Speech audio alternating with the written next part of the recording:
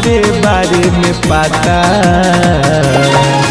ई माल कोही और बिकाता, हम कइले बानी तोहरे बारे में पता। ई माल कोही और बिकाता।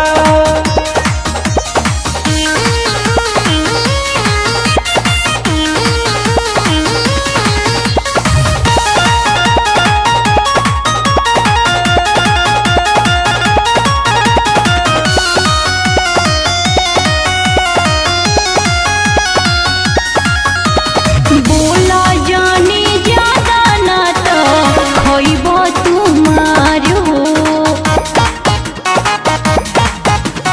लाखों से ज्यादा यहाँ फैन बा हमार हो।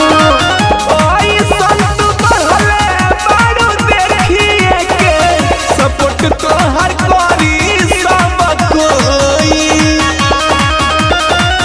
केतना दीवाना तोहर ई हवा तो गावे जवार वाला होई। का चाहेल तू हमरा ना बुझाता, हम कइले बानी तोहरे बारे में पता। ई माल कोही और बिकाता, हम कइले बानी तोहरे बारे में पता।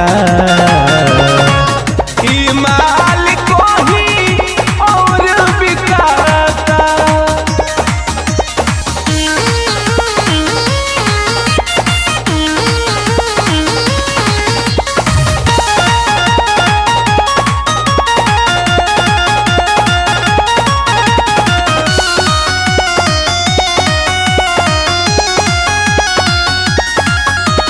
मुके सामा तलब कुनाल बड़ऊ तो पहती।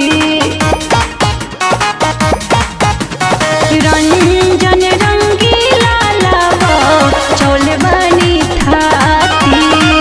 खइला से घोटी नहीं बढ़बे करी, अहुरी जवानी तोहर खीली।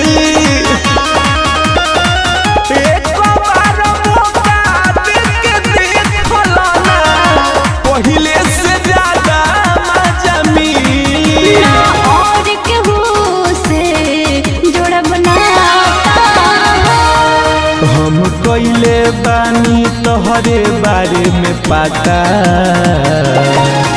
ई माल कोही और बिकाता, हम कइले बानी तोहरे बारे में पता। ई माल